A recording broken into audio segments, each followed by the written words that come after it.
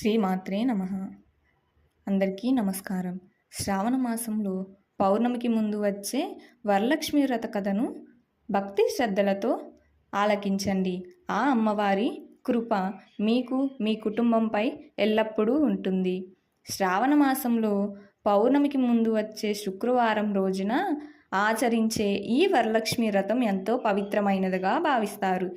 ఈ వ్రతాన్ని భక్తి శ్రద్ధలతో ఆచరించే వారికి అమ్మవారి అనుగ్రహంతో సౌభాగ్యం, ఐశ్వర్యం, ఆరోగ్యం, కుటుంబ సుఖ సంతోషాలు కలుగుతాయని భక్తుల విశ్వాసం. అసలు ఈ వరలక్ష్మి వ్రతం ఎలా ప్రారంభమైంది? అమ్మవారు ఎవరికి ఈ వ్రతం గురించి చెప్పారు? చారుమతికి అమ్మవారు ఎలా దర్శనమిచ్చారు? ఆమె వ్రతం ఎలా ఆచరించింది అని ఇప్పుడు మనం ఈ వరలక్ష్మి వ్రత కథ పూర్తిగా తెలుసుకుందాం. పూర్వం ఒకరోజు కైలాసంలో పార్వతీదేవి పరమేశ్వరుడిని ఇలా అడిగింది. స్వామి, స్త్రీలు సర్వ సౌభాగ్యాలతో, ఆరోగ్యంతో, కుటుంబ సుఖ సంతోషాలతో జీవించడానికి ఏదైనా గొప్ప వ్రతం ఉందా? ఆ వ్రతాన్ని ఎలా ఆచరించాలి? దాని ఫలితం ఏమిటి? నాకు వివరంగా చెప్పండి అని పార్వతీదేవి పరమేశ్వరుని అలా అడిగింది. అప్పుడు పరమేశ్వరుడు చిరునవ్వుతో పార్వతీదేవితో ఇలా అన్నాడు. దేవి, స్త్రీలకు సకల సౌభాగ్యాలను ప్రసాదించే ఒక మహిమాన్వితమైన వ్రతం ఉంది. అదే ఈ వరలక్ష్మి వ్రతం. ఈ వరలక్ష్మి వ్రతాన్ని శ్రద్ధగా, భక్తితో ఆచరించిన వారికి వరలక్ష్మీదేవి అనుగ్రహం లభిస్తుంది. ఆ వ్రత మహిమను మీకు ఒక కథ ద్వారా వివరిస్తాను అని పరమేశ్వరుడు చెప్పడం ప్రారంభించాడు.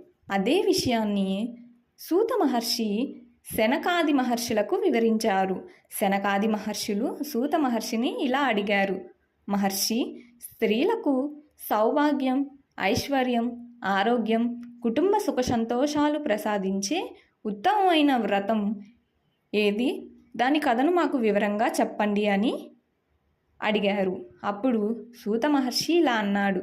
మహర్షులారా, పూర్వం పరమేశ్వరుడు పార్వతీదేవికి చెప్పిన ఈ వరలక్ష్మి వ్రత మహిమను మీకు వివరిస్తాను అని చెప్పారు. పూర్వం మగధ దేశంలో కుండినం అనే ఒక నగరం ఉండేది. ఆ నగరంలో చారుమతి అనే సద్గుణవతి నివసించేది. చారుమతి ఎంతో భక్తి శ్రద్ధలు కలిగిన స్త్రీ. ఆమె తన భర్తను గౌరవంగా చూసుకునేది. అత్తామామలను తల్లిదండ్రులుగా భావించి సేవ చేసేది. ఇంటికి వచ్చిన అతిథులను ప్రేమగా ఆదరించేది. ప్రతిరోజు తెల్లవారుజామునే నిద్రలేచి ఇంటిని శుభ్రం చేసి గడపకు ముగ్గులు వేసి దేవతలను భక్తితో పూజించేది. తనకు ఎన్ని కష్టాలు వచ్చినా ఆమె భక్తిని మాత్రం విడిచిపెట్టలేదు. ఆమె మనసులో ఒకటే కోరిక ఉండేది. నా కుటుంబం ఎల్లప్పుడూ సుఖంగా ఉండాలి. నా భర్త, నా అత్తామామలు ఆరోగ్యంగా ఉండాలి. మా ఇంట్లో శాంతి, సంతోషం ఉండాలి అని అమ్మవారిని ప్రార్థించేది. చారుమతి యొక్క భక్తి, వినయం, సేవాభావాలను చూసి వరలక్ష్మీదేవి ఎంతో సంతోషించేది. ఒక రాత్రి చారుమతి నిద్రిస్తున్న సమయంలో ఆమెకు ఒక అద్భుతమైన స్వప్నం వచ్చింది.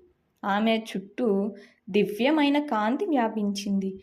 ఆ కాంతి మధ్యలో వరలక్ష్మీదేవి ప్రత్యక్షమయ్యారు. అమ్మవారిని చూసి చారుమతి వెంటనే చేతులు జోడించి నమస్కరించింది. అప్పుడు అమ్మవారు ప్రేమగా ఇలా అన్నారు. చారుమతి, నీ భక్తి, నీ మంచితనానికి నేను ఎంతో సంతోషించాను. శ్రావణ మాసంలో పౌర్ణమికి ముందు వచ్చే శుక్రవారం రోజున నన్ను వరలక్ష్మి స్వరూపంగా పూజించు. భక్తి శ్రద్ధలతో ఈ వ్రతాన్ని ఆచరించు. నీకు మాత్రమే కాకుండా ఈ వ్రతాన్ని భక్తితో ఆచరించే వారికి నేను సకల శుభాలు కలిగిస్తాను అని అమ్మవారు అనుగ్రహించారు. చారుమతి కన్నీళ్లతో, అమ్మ, నీ ఆజ్ఞ తప్పకుండా పాటిస్తాను అని నమస్కరించింది. అంతలోనే అమ్మవారి దివ్య రూపం అదృశ్యమైంది. చారుమతి నిద్ర నుంచి మేల్కొంది. తెల్లవారిన వెంటనే చారుమతి తనకు వచ్చిన స్వప్నాన్ని తన భర్తకు మరియు అత్తమామలకు వివరించింది. వారెంతో సంతోషించారు. ఇది అమ్మవారి అనుగ్రహం. తప్పకుండా వరలక్ష్మి వ్రతం ఆచరించాలి అని చెప్పారు. చారుమతి కూడా ఎంతో భక్తితో ఆ పవిత్రమైన శుక్రవారం కోసం ఎదురుచూస్తుంది. చివరకు శ్రావణ మాసంలోని ఆ శుభ శుక్రవారం వచ్చింది. ఆ రోజు తెల్లవారుజామునే చారుమతి నిద్రలేచి ఇంటిని శుభ్రం చేసి గడపకు పసుపు కుంకుమ పెట్టి అందమైన ముగ్గులు వేసింది.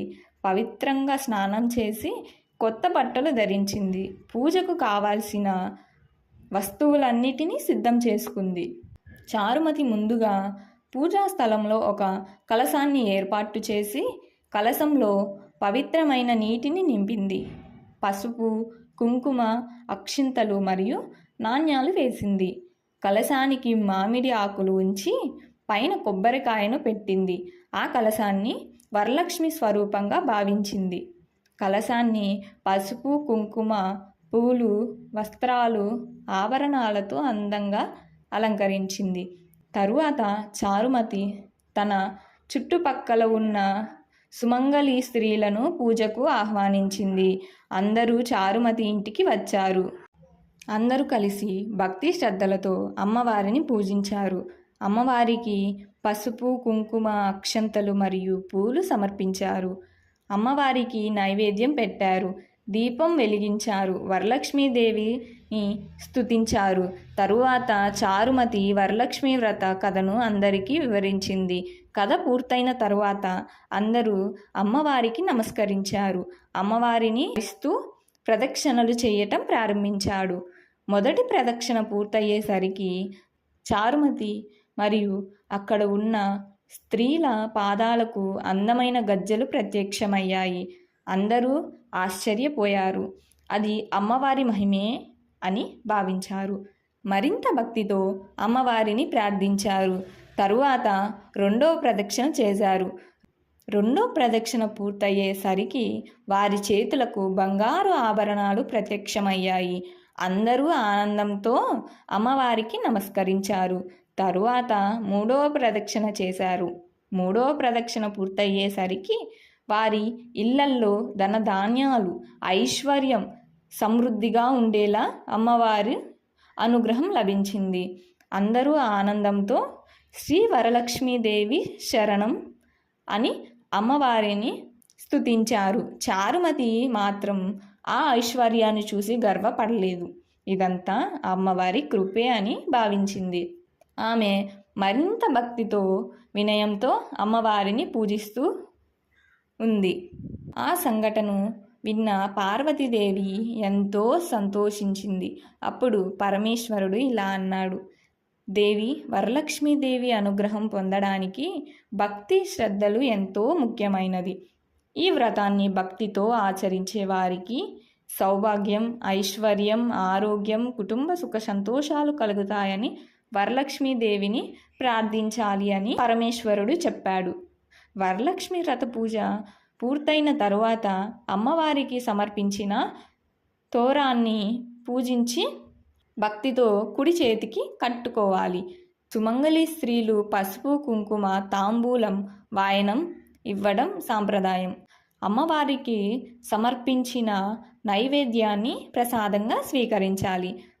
పూజను మన శక్తికి తగ్గిన విధానంగా శ్రద్ధతో చేయాలి. అమ్మవారికి ఆరాధనలో ముఖ్యమైనది మనసులోని భక్తి. ఈ వ్రతాన్ని భక్తి శ్రద్ధలతో ఆచరించే వారికి వరలక్ష్మీదేవి అనుగ్రహం కలుగుతుందని భక్తుల విశ్వాసం.